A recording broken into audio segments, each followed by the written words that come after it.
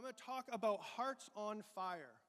And that's what I want you to really try to grasp what a heart on fire really is, what it means to be on fire. So I'm going to go through this. And man, those of you that are prayer warriors, just be praying during this because, man, if you can catch this heart, I just believe God's going to do some amazing things. So like a lot of the stuff that's been going on with me, we've had a lot of volunteers stepping up to the plate to get involved here at the church. And the one thing that I seem to be talking about with all the volunteers and all the different people, it's the heart. It's the heart behind it. It's the heart behind what you do. You may be running sound, you may be running a computer, you may be passing an offering plate, but it's the heart behind what you're doing. It's the heart behind it. It's not about the technical job or the technical skills. Those are all learned things that we can do, but there's a heart. There's a heart that's involved with it that if you don't have the right heart, all the technical knowledge and all the technical skills and all the expertise you have, it really doesn't mean anything. Because we want to have a certain heart so that when people walk in the door, they feel something different than they feel on the outside. So when you come to worship practice, this group, this band is tight because they are all operating under the same heart. That, you know, and I was thinking of this illustration, you know, and you guys may not catch this, but this is what I think about. So we've got the guy that comes up at the end, you know, and plays piano. And, you know, I was watching this out at the conference. And so this guy's, you know, you come up at the end, the guy's on the keyboard as the pastor's finishing up the message, or as a speaker, you know. And so that's all happening. But I'm watching that at this conference, and I'm thinking to myself, I'm watching the connection between the guy speaking and the guy on the keyboard. And you'd think, it's just a guy playing keys behind somebody talking. What's the big deal? But there's something there. There's a connection. There's a heart. There's a heart because they're operating under the same heart. And so when the speaker's speaking and he's bringing things to a close and he's talking, there's a flow that's coming out of the guy on the keyboard. And the guy gets ramped up and he's bringing it in for a landing and he's really driving it home. And the guy on the keyboard, he's bringing it up a little bit and he's doing his thing, and the guy gets a little softer and he's speaking more from his heart, and then the keys get a little bit softer. I watch that happening and I'm just like, man, that's operating in that heart. That keyboard player, he's got the skills, but if you just sit there and just play note by note and you just do your thing, it's not going to flow. And so it's flowing with the heart of God. So the question I have is, what does it mean to be on fire? What does it look like to be on fire? How do we know if we have the fire of God burning in us? And what do we use to measure it? How can you measure it? Is there a way to measure whether we have the heart of God and whether we're operating in it? So this morning, I want to tell you that there is a way that you can kind of measure how you're operating and how close to the heart of God that you're operating in. I mean, we get up every morning, right? We get up every Sunday morning, we come to church. We get all dressed up. We put on the cool duds. Some of us a little cooler than others. We do our hair and get it all gelled out, right? And I got some serious gel going on. So, I'll admit it. And some of us, we even put on deodorant. It's a good thing. So you get all this stuff. You get all going. I'm gonna, you know, might be some girls there. You know, some of you young guys and some of you young girls. You're spraying this stuff on. There's gonna be a guy there today. But you know, like we get all done up and we go to church and we're all like, what's the purpose? Are we getting anything out of it? Are we just going and showing up and looking good? Or are we really getting anything out of this? Is it changing our lives? Are we going anywhere? Is it moving us to be better? Is it moving us to be different? Is it moving us to be something more than just showing up and looking good? And so that's the point of coming to church. That's the reason why we come here. That's the reason why we get in the presence of God, is to be changed, to be set on fire, to look more like Him. We spend more time in His presence so that we can be more like Him. We spend time outside of here in prayer. We listen to worship music. Why do we do it? Because we want to look more like him. We want to reflect more of who he is in the world that we're out there around all the time. And so, how do we do this? What does this look like? How do we know if we're actually able to, like, pulling it off and anything's actually changing us? So let's look in the Bible. There's a story. It's so funny. I love Dennis. I meet with these guys. I've said this before. I meet with these guys for coffee on Wednesday mornings.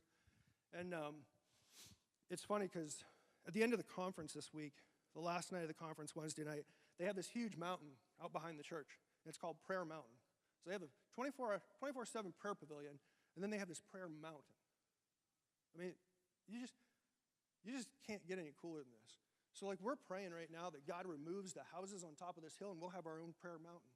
You know, we'll put our own little prayer pavilion up there. You can climb the mountain, and we'll have our. So it's like, God, get rid of it. If you live in any of those houses and you're here today, I'm sorry, but like, no. But man, it's just so cool. But so the last night of the conference, you have this sheet that they give you, this piece of paper they give you, a card, and you're supposed to write your dreams on it. I mean, God-sized dreams. And we walked up the mountain, and you stick them under a rock.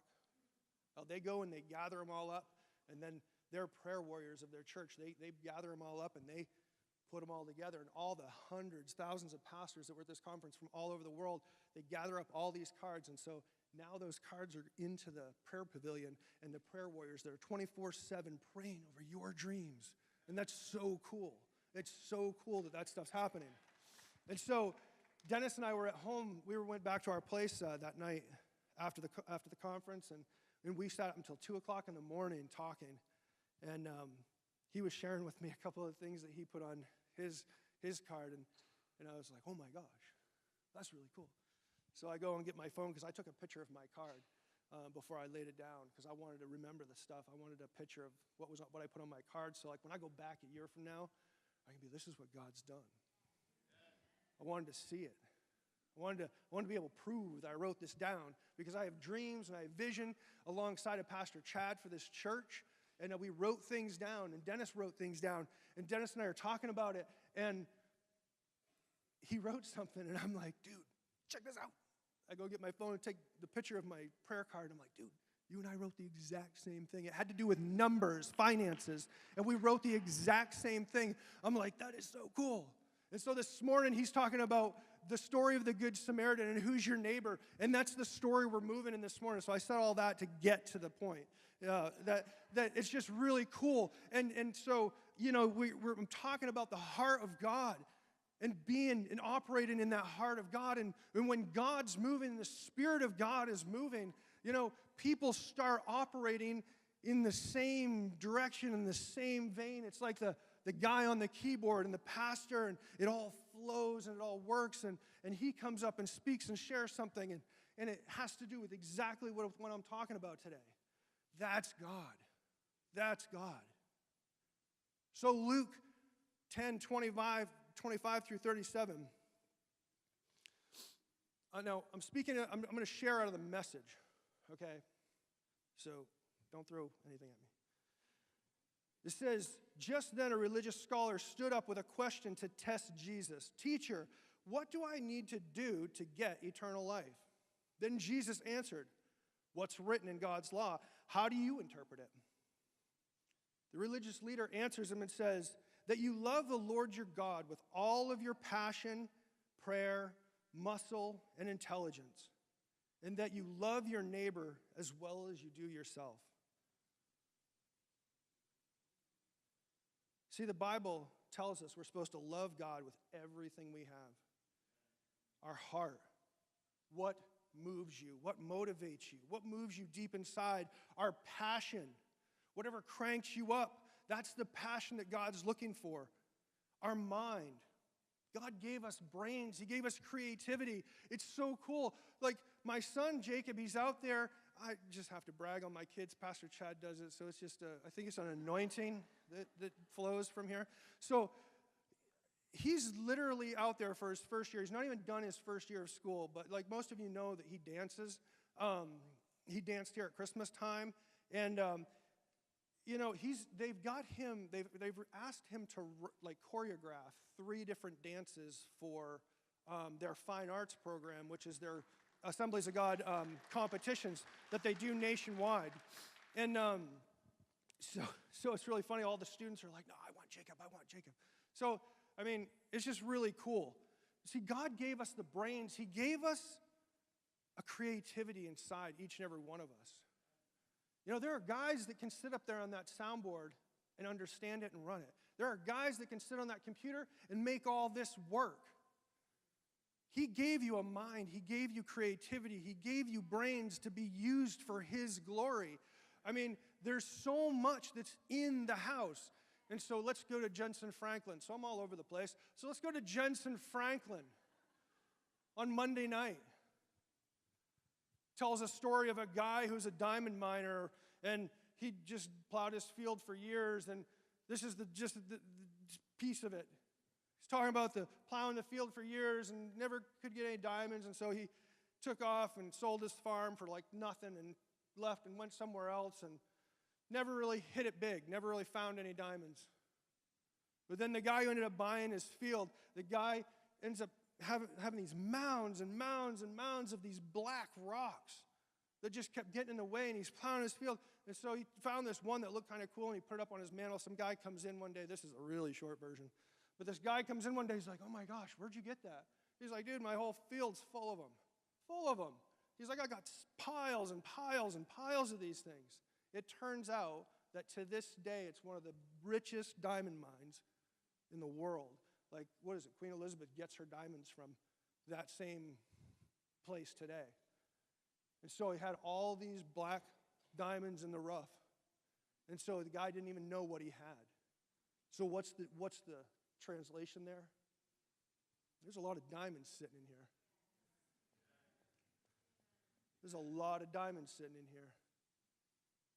We sometimes think about what else is out there. Like, if I could only do ministry like this, or if I only had these band members, if I only had, this speaker, if I only had, this guy's looks, or this guy's, so beautiful words to speak. And, if I only had Pastor Chad's dance moves, we think that it would be all better. But God's given us a brain. He's given us a mind. He's given us creativity. He's giving us so much. And it's all right here in this house. It's all right inside you. Dude, it just gets me so excited. So our bodies, the strength that we have, I believe this speaks to like serving, giving of ourselves, of our, not only talent and time, but carrying the load of the church and what's here. Your strength, if you have the ability to lift heavy objects, we've got heavy objects to lift. It's not light, is it? Bad boy's heavy. But there's things to be able to use your strength in God's kingdom. Prayer. As Dennis talked about, lifting His name up and honoring the God of the universe. Using your prayers. So going back, Jesus replied to the guy, to the priest in the story, going back to the scripture. He said, good answer, Jesus said. Do it and you will live. We'll go back and share that again. He said that you love your Lord your God with all your passion, prayer, muscle, intelligence, and that you love your neighbor as well as you do yourself. And Jesus said, good answer. Now go do it and live. Looking for a loophole, though, the priest asked, and how do I define my neighbor? Oh, wise one. See, the religious leader, just like us sometimes, wants to just kind of, oh yeah, Holy Spirit, you're telling me to do this? Well, if you want me to do that, then how many times do we play those games with God? When He speaks to our hearts, He speaks to our minds, He's asking us to do something, we're like, well, if you really want me to do that. How many times do we do the same thing?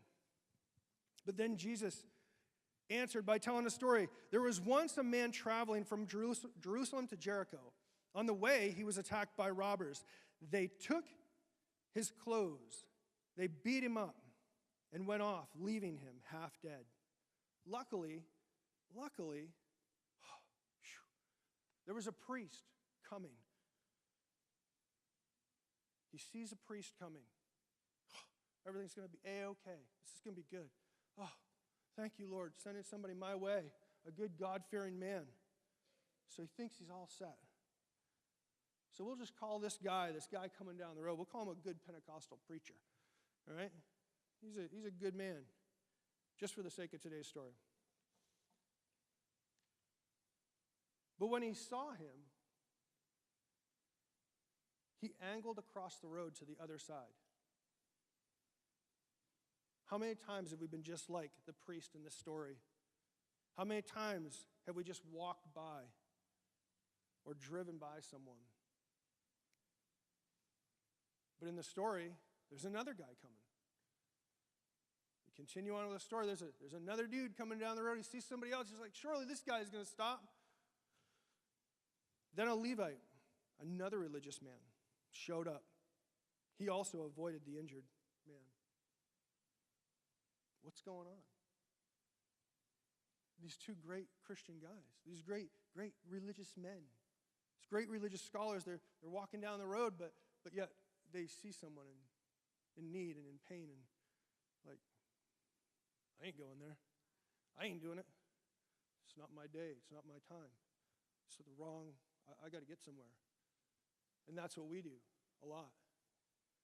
Now, I'm just going to remind you, we're talking about the heart of God.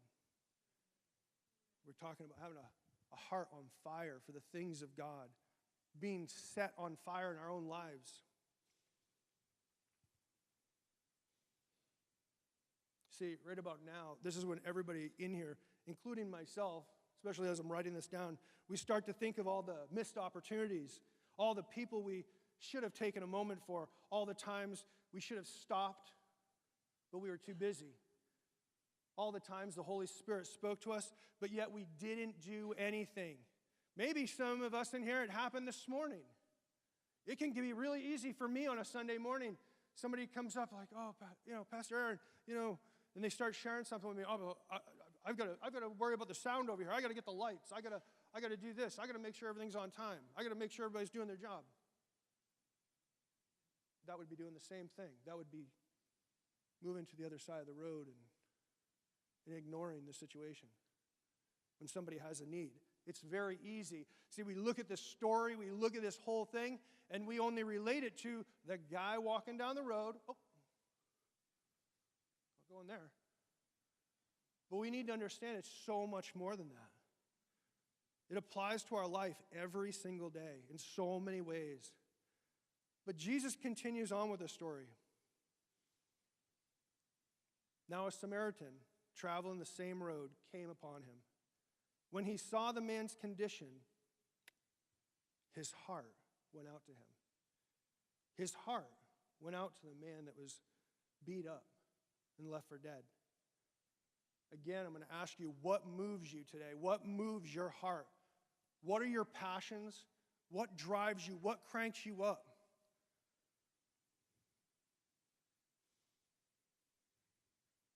Story goes on. He gave him first aid, disinfecting and bandaging his wounds. Then he lifted him onto his donkey, led him into the inn, and made him comfortable. In the morning, he took out 2 silver coins and gave them to the innkeeper, saying, "Take good care of this man. If it costs any more, put it on my bill. I'll pay for it on my way back." Every story has to have a hero, right? So Jesus asks, what do you think? Which of these 3 became a neighbor to this man? What do you think? I mean, the answer is pretty obvious, right? The one who treated him kindly, the religious scholar responded. So then notice what Jesus said. Now go and do the same. So go and do the same. So how do we translate this? It's a nice little story. What's the take home? How do we apply this to our lives? How are we supposed to adapt this into our world? I want you to see how all of this lines up. Let's go back for a second and just reread and rethink about what I just said. So, the religious scholar said that you love your Lord your God with all of your heart, passion, prayer, strength, muscle, mind, intelligence, and that you love your neighbor as well or as much as you love yourself. So check this out. Check out how this all lines up. That was the law. That was what we were supposed to do. That was the commandment that we were supposed to. That's how we were supposed to do things. Your heart, your passion. The man went out. His heart went out to him as he passed by. Your mind, he took care of him. He knew what to do. He was smart enough, intelligent enough to take care of the man who was in need. That's using your mind. Your body, your strength. He physically lifted him onto the donkey. Ben physically lifted this podium for me this morning and put it up here. You think it's such an insignificant thing, it's such a silly thing. It's just putting a podium on a stage. It's just lifting a guy onto a donkey. See how it corresponds? It doesn't have to be the most highly elevated thing. It can be the simplest thing, just being a servant and using something as simple as this to be able to be a servant. And then the Samaritan takes it a little bit further, and he paid for him. That wasn't what Jesus wanted him to do. That wasn't in the script. But he gave of his finances. He paid for him to be taken care of until he was better. So he went further. He gave of his finances. He gave of his means. He was so moved that he did everything.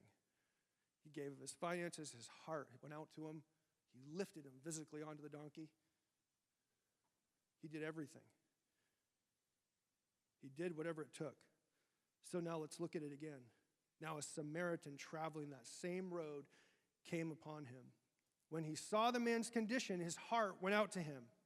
He gave him first aid, disinfecting and bandaging his wounds, his mind. Then he lifted him onto his donkey, used his strength. He led him to the inn and made him comfortable. In the morning, he took out 2 silver coins and gave them to the innkeeper, saying, "Take good care of him. If it costs any more, I'll pay on my way back." He used finances, his resources that he had. So what does this really look like in our lives? How do we translate this into everyday life for you and me? That's the important thing, right? Is this just a nice story, or are we going to have something to take home today? Did we just dress up for nothing? So this is the thing. This is how this translates. And I want to give you some illustrations of my week last week. And I don't want anybody in here to be like, "Oh, look how great you are." But I'm going to share with you, because this isn't always me. I'm sharing with you with some things that my wife was even like, "Yeah, I've noticed you've kind of done a little more this week." Yeah, I said I'm trying to be better about doing certain things, because I'm being honest with you, this is not how I operate all the time. This week, I've been charged up big time. And so all of a sudden, I just started seeing things. And it wasn't anything that a pastor said at a conference. It's just my heart is being moved. And I start to see things, and I start to be bold enough to do something. And so I'm going to give you some illustrations of how this should look in our daily lives.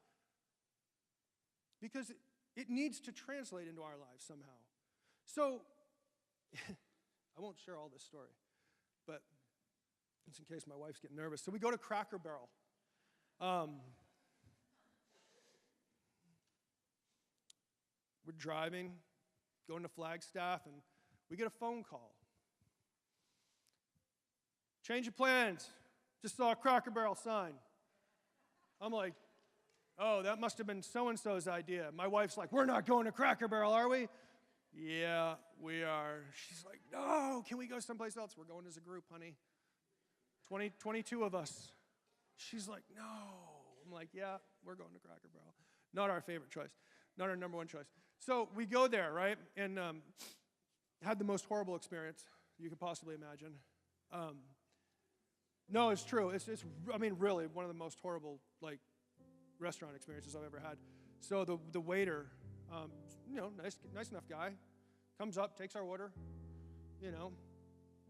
It didn't help that my son was sitting over at this table, and we were over at this table, and rest of our group was over here, and we were kind of all split up.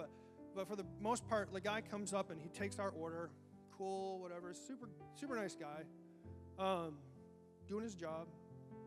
And then all the other group, except for my wife and myself, my son, and Emma, got their food. And everybody's done eating, and we're like, where's our food? Because we actually showed up a little bit late because we were in a different car. We just showed up there a little bit behind them, but still it wasn't enough to be that much different.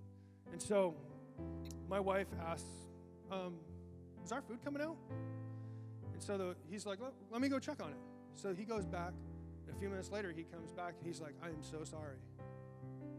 He's like, we have lost your slip. And we're like, dude, are you serious right now? So, I didn't want to come here in the first place, but I mean, you lost my slip? The food I didn't want, you mean you lost my slip?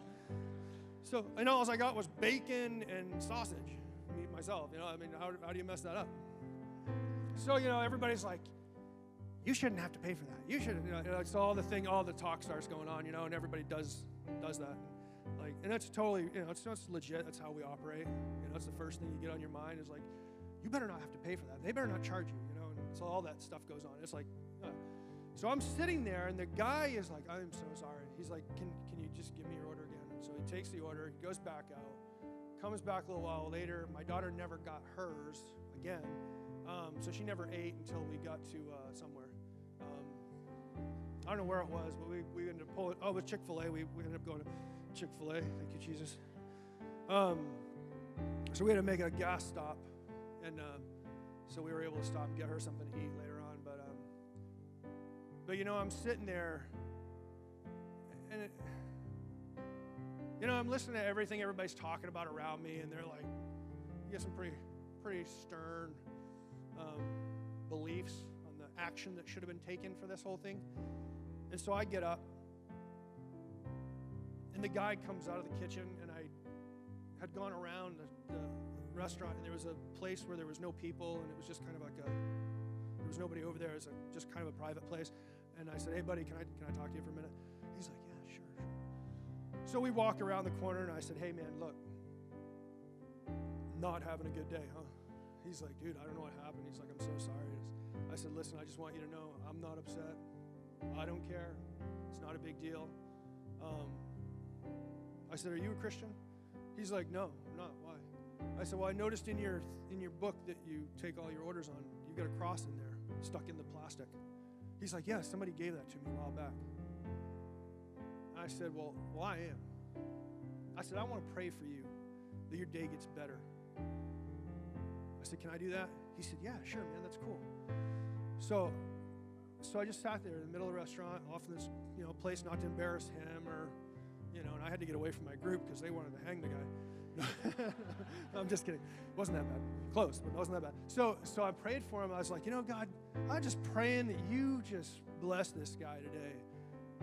Who knows why this all happened, but God, I just pray that you have peace, that you pour out on him, that you give him joy, and that everything else that he touches for the rest of the day just goes super smooth. And however this all happened, God, just don't let this hang on him and affect his whole day, because that can really mess you up. And then, your boss is ticked, and then, who knows what repercussions were coming after we left. So I did get a free half of my meal.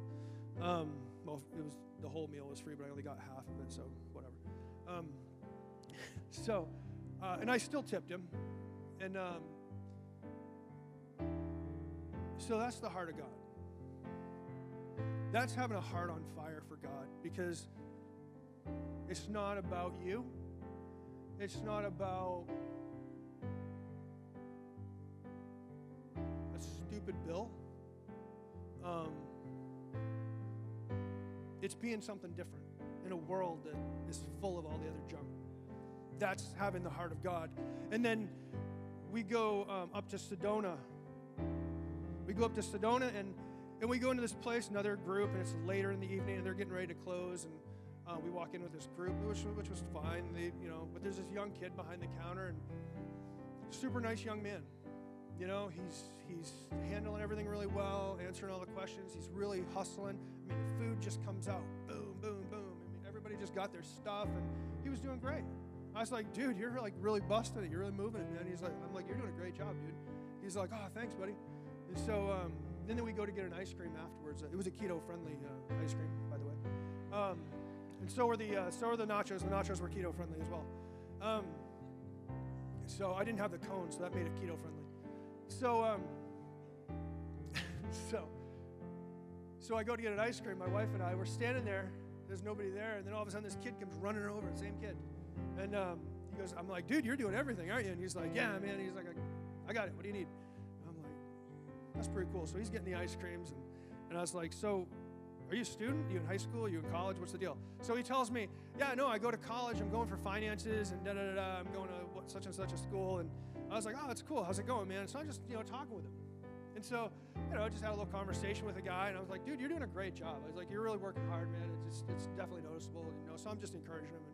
And so we're cleaning up to get ready to go, and everybody's throwing all our stuff. Most of the group's left, and this kid comes back over. We moved all the tables to put them all together because we were like really the only people there. So he's putting all the tables back. So I start moving around, and I said, "Hey, buddy, can I pray with you before I go? Would you mind?"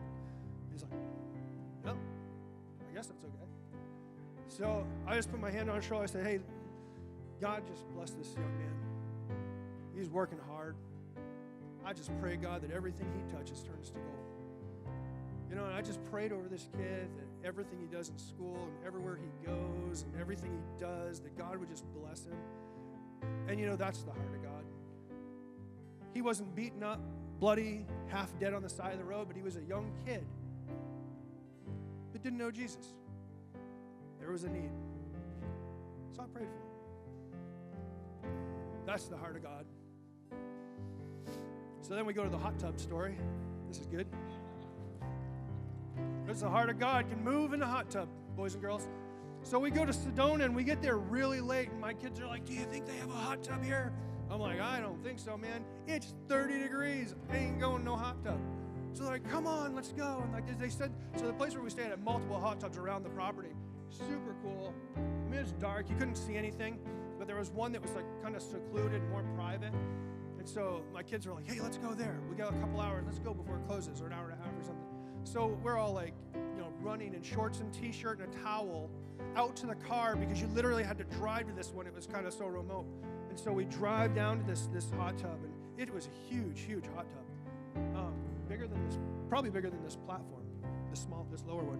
And so we walk halfway down. We park the car and walk halfway down to where this thing is. And my kids are like, "Oh, there's somebody here." And we're like, let's go to the other one. And so I'm like, we're here. Let's just go down. So we go down. So cool. We go down. There's this husband and wife from Kentucky. And so cool. We get talking. "Yeah, we're from Kentucky. Oh, we're from New Hampshire." We're just do the whole thing. We're talking. We start talking about our kids. And obviously, 2 of our youngest kids are with us. And they're right there.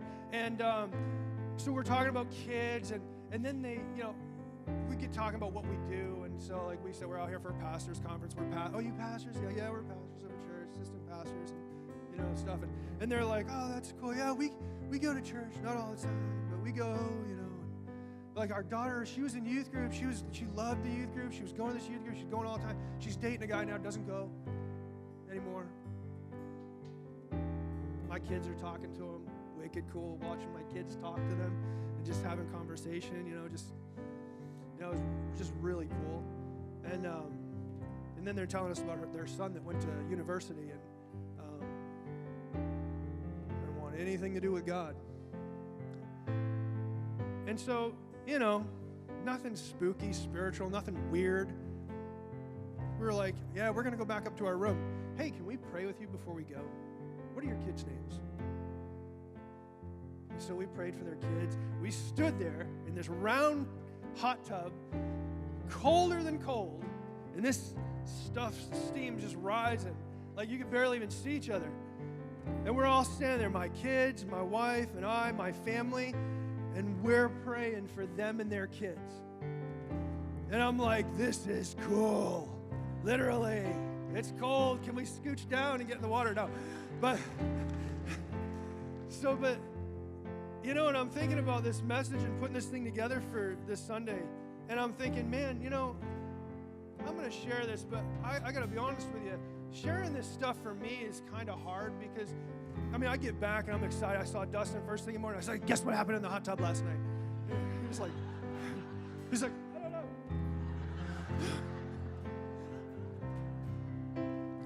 But really, it's not, I'm not really the guy that brags on myself. I don't like to do that, but, so this is kind of weird to share these stories with you, but I just feel like that's who we're supposed to be.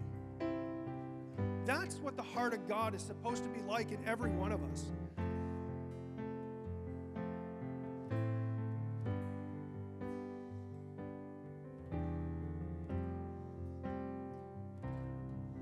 So check it out. Think about this. What if us in the seacoast? Oh, wait, I didn't tell my other story. Oh, so my last story was this. Last night, I went to Applebee's. My wife was just like, honey, I don't want to make anything. We don't even have any food anyway, so you want to just run to Applebee's real quick? And I'm like, yeah, sure. So it was 9-ish, 8, 9. So we went to Applebee's, and, we're sitting there. I ran to the bathroom, and on my way to the bathroom, there's a young girl that used to come to our youth group. Hasn't been for a while, with a boyfriend. They're having dinner. Gave her a huge hug, met her boyfriend, joked around with them for a little bit. And then I go back to the table and I'm like, hey, babe, I'm going to pay for their meal. Is that okay? She's like, yeah, that's fine. So I grabbed the waitress and I was like, hey, a couple over there, we're going to pay for their food. Just young kids. She hasn't been to youth group in a while. He probably never has had anything to do with church, maybe. I don't know. Maybe he has. Maybe he's, who knows? My daughter's like, I can't believe you just did that. And I can't have a pair of sneakers? Seriously, that's how it goes. But I said, Emma, I said, that right there is far worth more than the $27 it just cost me. That is worth more than $27 would ever be worth. And, that gives you some joy. It gives you some joy because you can walk away and be like, I'm excited because I just planted something in that person. I just planted something in that person. So what if one of these same people, say all these scenarios were all scenarios that happened right here on the seacoast. And what if I did those things, but it happened here on the seacoast, and then all of a sudden, Ben's out there? What would happen if Ben maybe happens to meet one of these same people, and he does the same, hey man, you're doing great, can I pray with you? And next thing you know, it's like, whoa, this seems to be happening to me a lot lately. And then all of a sudden, you meet somebody. And it's the same person that somebody else reached out and prayed with or met a need or paid for a meal. And then all of a sudden, that person's like, oh my gosh, what's going on? Like all these Jesus people keep doing this stuff. Like weird. The Holy Spirit keeps using people. People keep showing up in these random people's lives. How cool would that be? But you know what it takes for that to happen? It takes you.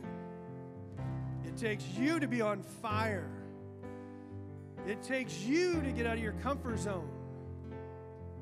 I'm going to tell you, you may sit there and I can just hear it now. Oh yeah, but you speak in front of a lot of people.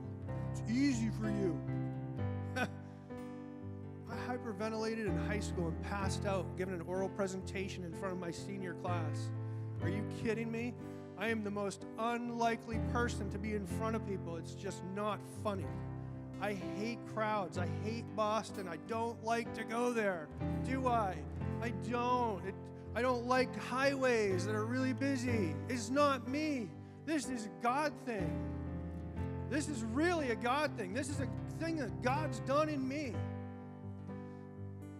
I told you before, I had so much ADD, I couldn't sit in the front row and be like, listen to this guy every time I came to church. I was like, God, you got to do something. I can't sit here. So I said, you got to give me the ability to get up there and not sit in the seat, you know.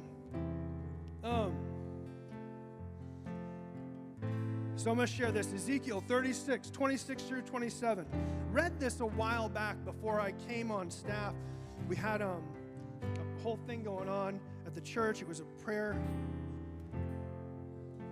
I don't know, I forget exactly what it was, but we had some speakers in, and I think it was when Pastor Chad's mentor, Pastor Scott, was here and all that.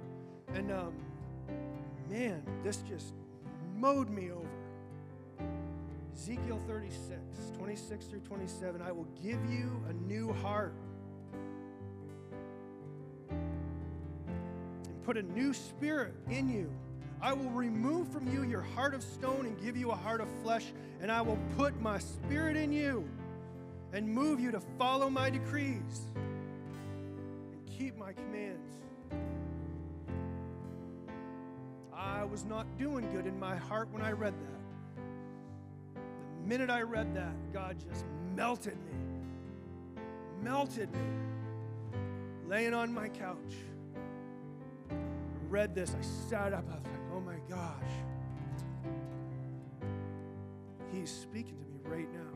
He's speaking to some of you right now. He wants to remove the heart of stone and give you a heart of flesh that is on fire for Him and the things of God. He wants to use you to be the light to the world. He wants to restore His holy name again. I'm going to go through this. How am I doing? Terrible. What time is it? I'm still on Arizona time, I think. I got all the time in the world. They're 2 hours behind us. I got all the time in the world. I got 2 more hours. This is good. So listen to this. This is crazy. I read this. God showed me this scripture, and I came up. I was literally, I don't ask to say anything in front of the church. I don't like to. I just never know if it's the right time. Should I go up? You know, I'm like, I don't want to be about me. And I was sitting here, and it was worship was going on. And Patty's standing up there, and she's like, I'm like, no, I wasn't in a great place. God was working in my life. I wasn't in a great place. But God was doing something. So I went up, and she's like, you need to say something, don't you? And I said, what? She said, yeah, I kind of do. So I read this. This is what I read then. And I want you to just hear this. I read the first part about removing your heart of stone and giving you a heart of flesh. But I want you to think about this church and where we are and where we're going and what's happening and what God wants to do. And I want you to just hear this. Keep all that in your mind while I'm reading this. Therefore say to the Israelites, this is what the sovereign Lord says, it is not for your sake, people of Israel, that I am going to do these things, but for the sake of my holy name, which you have profaned among the nations where you have gone. I will show the holiness of my great name, which has been profaned among the nations, the name you have profaned among them. Then the nations will know that I am the Lord, declares the sovereign Lord, when I am proved holy through you before their eyes. For I will take you out of the nations, and I will gather you from all the countries and bring you back into your own land. I will sprinkle clean water on you, and you will be clean. I will cleanse you from all your impurities, from all your idols. I will give you a new heart and put a new spirit in you. I will remove your heart of stone and give you a heart of flesh. And I will put my spirit in you and move you to follow my decrees and keep my laws. Then you will live in the land I have given your ancestors. You will be my people, and I will be your God. I will save you from all your uncleanness. I will call for the grain and make it plentiful, and will not bring famine upon you. I will increase your fruit. I will increase the fruit of the trees and the crops of the field, so that you will no longer suffer disgrace among the nations because of famine. He's going to restore. He's in the business of restoring things. He's bringing it home. He's bringing it home. God started something in this place years ago, and He's bringing it home. He's bringing it back. He's not done here, and you can be a part of what God's doing. You can be a part of what God's doing, this movement that God is doing in the seacoast, that He's doing in this country, that He's doing in this world. You can be a part of this. You just got to get on fire. You just got to pray, God, give me a heart on fire for you. God, give me a heart on fire for you and the things of you. God, give me a heart for everybody that I come in contact with. God, give me a heart that when I walk into my workplace tomorrow, God, that I see things differently and I hear things differently, and then my heart breaks for those around me that are going through things in their families and in their relationships and with their kids. And God, give me the boldness to step out and say, can I pray with you? Can I pray with you? Give me a boldness.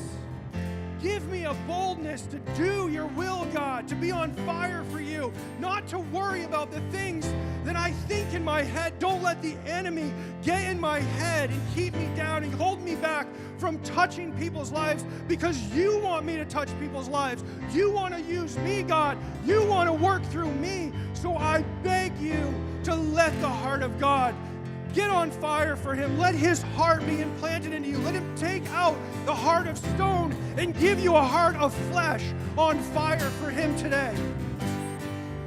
He wants to restore. He wants to renew what He started. What He began in your life, He is not done with it. I was counted out. I was almost done. I almost walked away from all of this. God brought me back. I didn't think I'd ever walk in these doors again. Never thought that I would ever even become close to being up here, even taking the offering. And then Pastor Chad comes to me, he's like, hey man, I want you to come on my full-time staff as my assistant pastor. I'm like, are you crazy? You know me. He's like, yeah, I know. I want you to be by my side. I'm like, brother, that makes no sense. I literally waited a few months because I had to figure out if he was okay. It made no sense. And some of you are going through the same thing. Some of you have shut it off. God spoke to you years ago. God gave you a dream. He gave you a vision. He gave you a passion. He gave you a heart. And then something happened. And you've never come back from it. It's time to come back from it. It's time to understand and know that God is going to bring you back into the land of plenty. He's going to bring you back. He didn't give you those dreams. He didn't give you that purpose. He didn't give you that fire. He didn't give you that burning deep down inside for it to just go away. That's not what God does.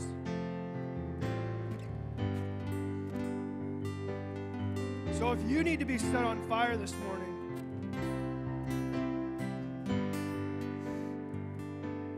it's not about a prayer that I'm going to pray for you.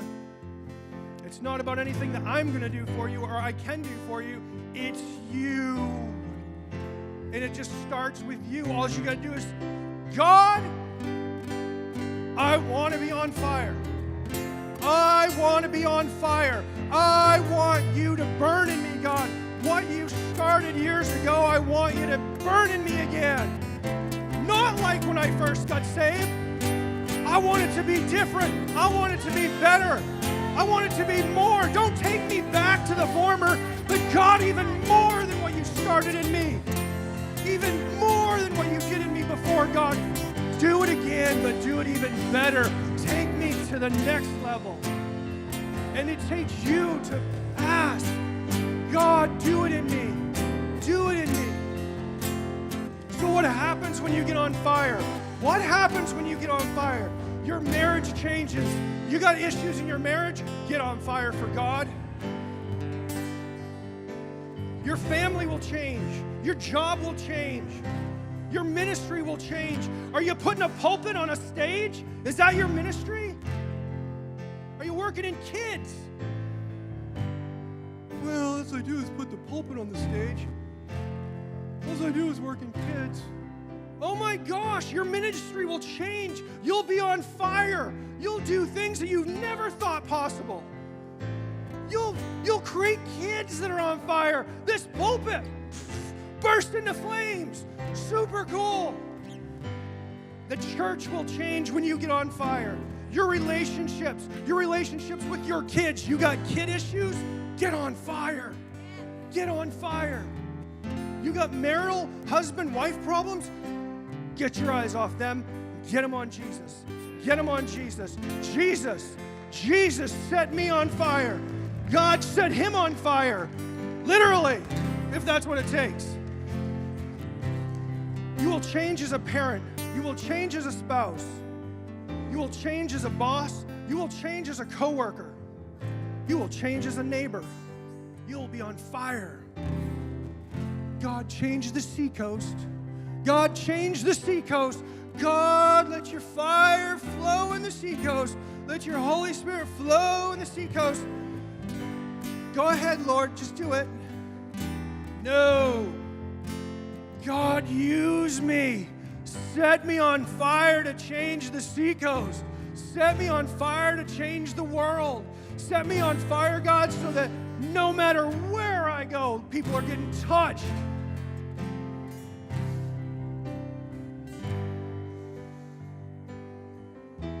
What if we had the fire of God burning so much in us that we couldn't walk by another situation? What if you were walking, you saw a situation, you're just like, I can't even walk by, because you have to stop. There's no other choice. You have to stop. What if someone else's life was changed radically because you just took a minute, just because you took time out of your own schedule?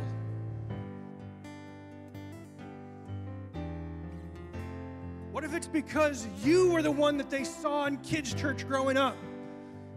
And then they end up on a stage somewhere like Dream City Church, dancing. You know, if Pastor Chad didn't show up here, my son probably never would have gotten into dance. Now he's out dancing in front of thousands. He's singing in front of thousands. If Pastor Jeff Rudolph never had come to this church, we might not have ever gone to Dream City Church. And my son would not be there doing what he's doing now, being set on fire in the presence of such awesome ministry. And you know, I look at the church out there, and Dennis and I, you know, it's like, it's hard to understand it, it's hard to see it, it's hard to feel this vision that we're all talking about. But oh my gosh, when you get out there, it totally makes sense. But you know what it is? Their people are on fire. They're making disciples, like he said. These people, they are not just showing up to a group thing. They're literally learning how to understand the Bible and their relationship with Christ for themselves on their own. And they're growing individually. And they understand and they know what it's like to open a Bible on their own and learn how to read it on their own. And if you don't know how to do that today, man, I challenge you to get with a pastor in this church. Get with a friend that knows how to do that. There are seasoned people in this church that, oh my gosh, what you seasoned people in this church have inside you, you're a diamond. You're a diamond. And you just need to reproduce other diamonds. But yet we sit here, no offense, not everybody, but some of us have so much to give, so much to pour out, so much you can, oh man. Okay, so I'm going to wrap this up. I'm only 10 minutes over. So you can stay standing. You can stand if you want. I have a couple questions. Not gonna let you walk out of here without giving you an opportunity. If you don't know Jesus Christ as your personal Savior this morning, don't walk out of here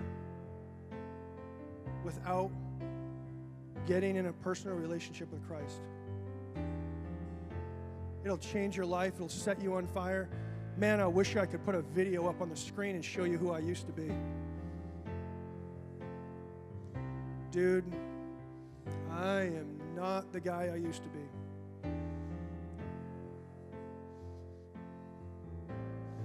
I am the way, the truth, and the life. No one comes to the Father except through me. If you want to invite Jesus into your life today, if you haven't, so I'm talking about boldness, I'm talking about being set on fire. I'm going to just say, if that's you, I'm just going to ask you to come down front. I'm just going to give you a minute. If there's anybody who's bold enough, we just can't be ashamed of this. If you know you need to be set on fire and you know you need Jesus and you know you don't have him,